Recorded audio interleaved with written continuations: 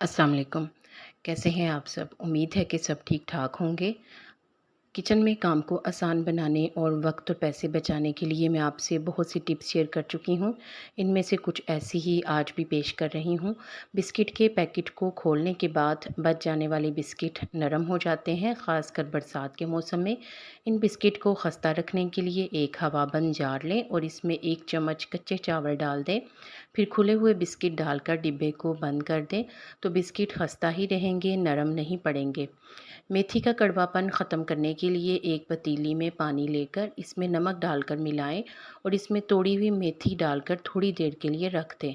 नमक मेथी की सारी कड़वाहट को ख़त्म कर देगा और मेथी कड़वी नहीं बनेगी और कोई भी इसे खाने से इनकार नहीं करेगा। लहसुन को जल्दी छीलना हो तो एक प्याली में गर्म पानी लेकर इसमें लहसुन को 10 मिनट के लिए छोड़ दें। बाद में लहसुन छीलेंगे तो ये आसानी से छीला जाएगा। आपका काम आसान हो जाएगा, वक्त भी बचेगा। सब्ज़ चटनी का रंग बरकरार रखने के लिए इसमें धनिया, पुदीना, हरी मिर्च, लहसुन, अदरक और नमक के अलावा 1 चम्मच दही भी शामिल कर दें, तो चटनी का रंग काला नहीं होगा, क्योंकि दही चटनी को ऑक्सीडाइज़ होने से रोकेगी, जिससे चटनी काली नहीं होगी। हरे मटर का रंग बरकरार रखने के लिए इसे उबालते हुए पानी में 1 चम्मच चीनी भी डाल दें, तो इससे इन मटरों का रंग ख़राब नहीं होगा। माहाना राशन लेते हुए हम दालें और इसके अलावा चावल लेते हैं, तो इस बात का ध्यान रखें कि जो चीज़ कम इस्तेमाल होती हो इसे कम मिकदार में लें और जो चीज़ ज़्यादा इस्तेमाल होती हो इसे ज़्यादा मिकदार में लें। और अगर इनको हल्का सा भून कर स्टोर करें, जैसे दालें या सूजी वगैरह, तो इनकी लाइफ बढ़ जाएगी। और महफूज करने के लिए अलहदा-अलहदा और शफ़ाफ़ डिब्बे लें, ताकि इनको देखने में आसानी हो, रखने में भी आसानी हो। लहसुन, आलू और प्याज को जब भी बावर्ची खाने में रखें तो इनके नीचे टोकरी में कोई अखबार या कागज़ बिछा दें, ताकि इनकी नमी जज़्ब होती रहे, ये काफ़ी देर तक ठीक रहें।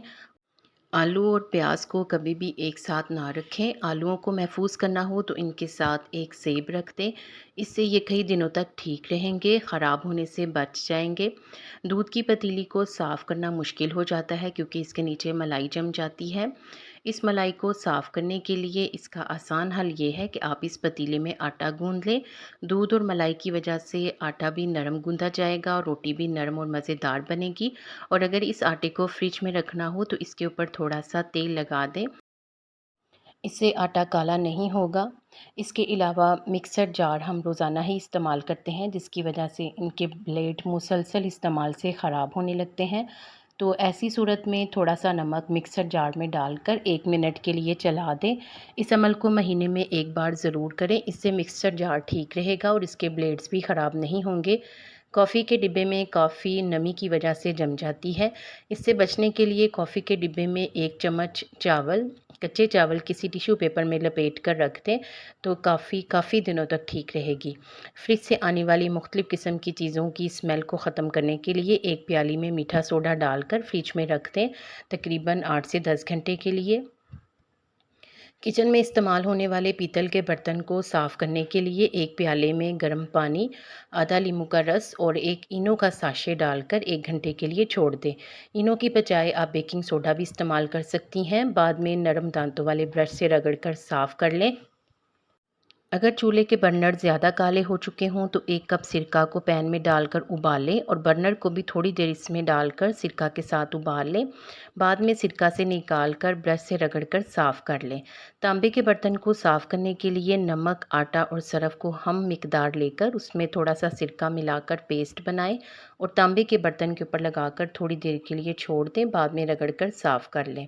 अगर आटा फ्रिज में रखने की वजह से सख्त हो जाए तो एक खुले बर्तन में गर्म पानी लेकर इसमें आटे के बर्तन को 10 मिनट के लिए छोड़ दें। आटा नरम हो जाएगा और रोटी बनाना आसान हो जाएगी।